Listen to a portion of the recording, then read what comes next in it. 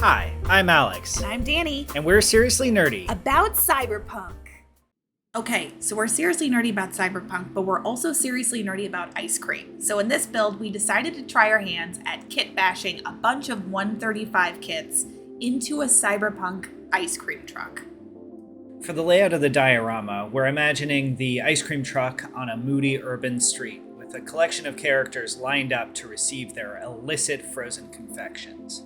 To help with the process later on, we labeled where each character would go ahead of time. The fact that most female figures and model kits are either sexy pinup girls or nurturing mothers is a conversation for another day. For our purposes in this build, we're going to use bits and pieces from these 135 model kits to create the people who are standing in line at the ice cream truck. This is 8-Bit, a hacker known throughout London for her incredible ability to break into even the most complicated systems. An accident left her without the use of her right arm and right leg, so those have been replaced with robotic parts. To create her, we kit-bashed pieces from the Pinup Girl set as well as some Star Wars droid pieces to give her an overall aesthetic that is a little cyborg and a little sweet. Rather than painting each figure from top to bottom with its own color scheme, we decided to experiment with a 2-point lighting effect, as though our scene is being lit from the left and right by a red source and a blue source. To achieve that effect, we airbrushed thinned layers of red and blue from either side, and then hand-brushed in finer details and greater intensity. It's not a perfect effect. We definitely learned how important it is to understand the directionality and the positioning of the characters to make sure the light sources make sense, but it was a fun experiment and we learned a lot. We used the same process for all the figures in the diorama, gluing different pieces from different kits to give us that cyberpunk aesthetic. This is Charlie. She's in private security, and that's all she has to say about that. Charlie's build combines a masculine military jacket from an army set, pinup girl legs, and even a scrap of styrene to create the ice cream bar that she's currently enjoying.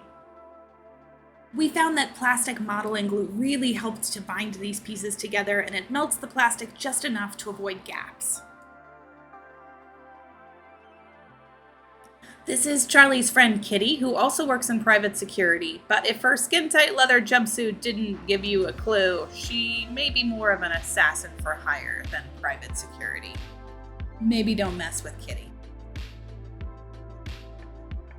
We did take special care to accentuate different fabrics or metals when painting the figures, such as Kitty's shiny vinyl suit or Boggs' glowing chest plate. However, some of these finer details didn't read as well as we had hoped with the two-source lighting. But Dani and I learned by doing, and so we did it, and now we've learned something new.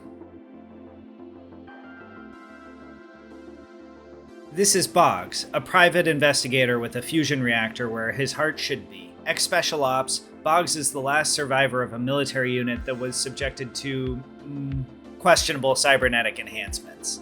Much like Iron Man, his fusion reactor allowed him to operate advanced mechanical armor while he was serving his country, but then a lifetime of bad memories and buried friends has left him soured on the idea of patriotism. Now he carries his heavy heart with him everywhere he goes, finding the odd MacGuffin for clients. This was a set that I snagged as soon as I saw it because it has a woman in it who's not a mother or a sexy pinup girl. She's just a woman at a cafe. Unfortunately, she's not going to be in this build today, but we are going to use this very handsome waiter who we are going to call Pierre. Pierre is the owner of this Cyberpunk ice cream truck. The best way I've heard Cyberpunk described is that it's high-tech and low-life. And I love the idea that at this ice cream truck, all of the lowlifes of the city gather in a very peaceful way to line up for ice cream. Pierre's ice cream is so delicious that it's said it's worth the wait in line. Now, not everyone feels that way. This is Liam, and he is the guy who's at the back of the line. One of the things I really enjoy about kitbashing human figures together is that you find a lot of storytelling in these poses. So the bottom half of this figure is not intended to match the upper half, but when you combine them, you sort of get this uncomfortable stance, this glance down at the watch, all of these burdensome accessories from the Star Wars droid kit, even a hat from a pinup girl, and it creates this entirely new personality. It also allows for a lot of range in body type. So taking the torso and legs from a Russian military figure and combining them with the arms of a female pinup girl creates more of a scrawny body type. This is Chet, a boy genius in London's crime circle. Along with his personal bot Iris, the two of them have been rumored to be behind some of London's most iconic robberies to date. Not to worry though, Chet and Iris are off the clock tonight and are just in line for one of Pierre's famous Earl Grey ice cream bars. This is Siggy, your friendly neighborhood smuggler. Her infectious charm and network of connections have enabled her to gain access to just about any district in London. So if you're looking to get such and such from point A to point B, C, or D, her service comes with a smile. Pierre's ice cream truck is one of the main places Siggy comes to find jobs. She has only 2 rules: no weapons and no animals. Not after last time.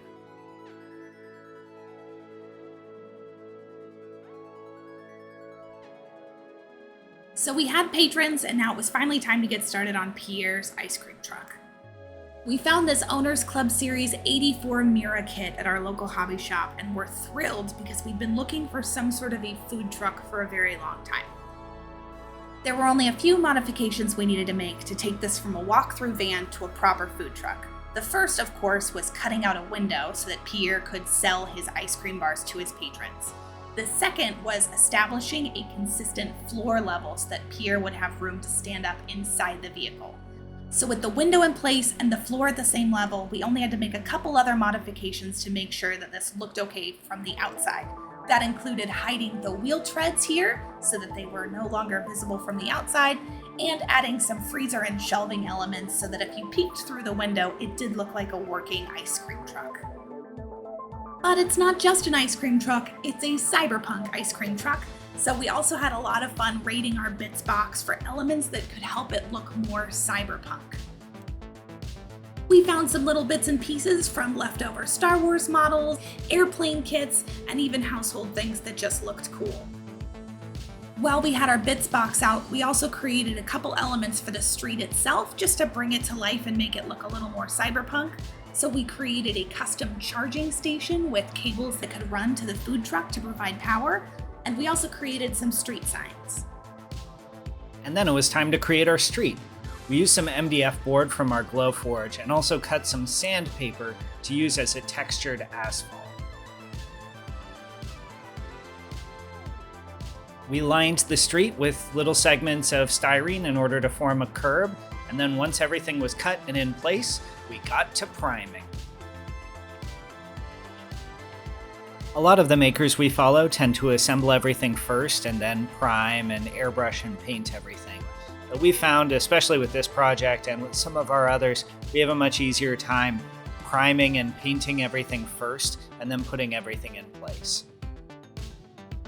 Once everything was primed, we then turned our attention to dry brushing the interior and the exterior of the ice cream truck. Everything got a healthy layering of gray, which we will come back over later with the airbrush to cover with red and blue.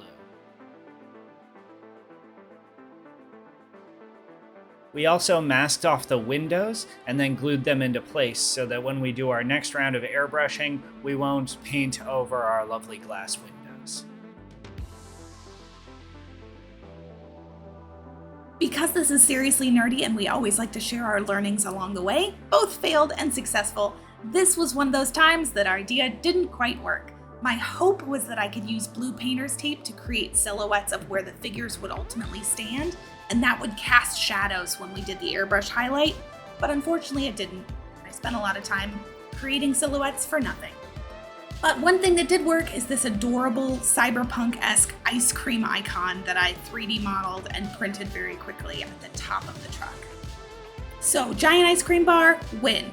Silhouettes made of blue painter's tape, not really worth all of the work. We probably could have just done this by hand.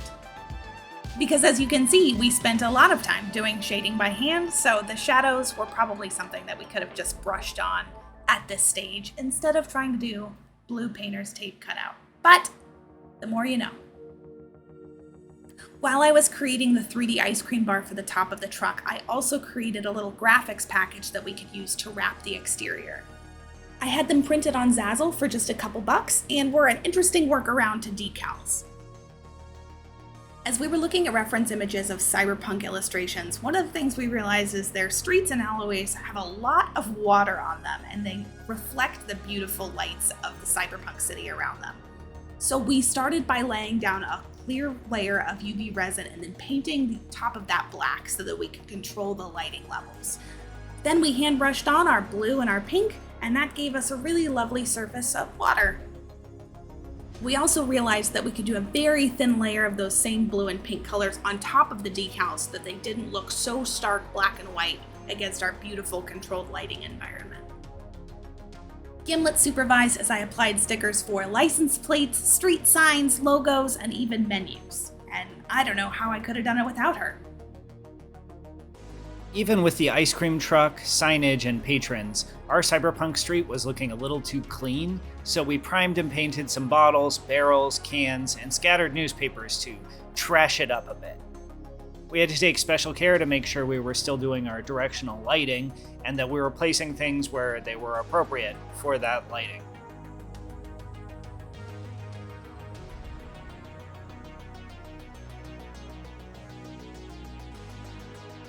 And with our trash in place, it was finally time to start putting our patrons in line.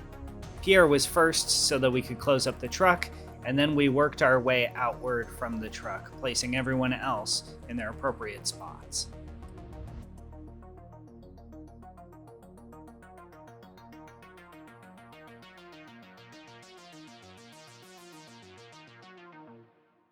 Once everybody was glued in their appropriate place, we then came back and did the obligatory round of touch-ups. There were areas where characters were getting hit with light who shouldn't be hit with light, and then lots of places where the light sources were not clear enough, and we had to just ship them a little bit or make them pop a little more on certain edges.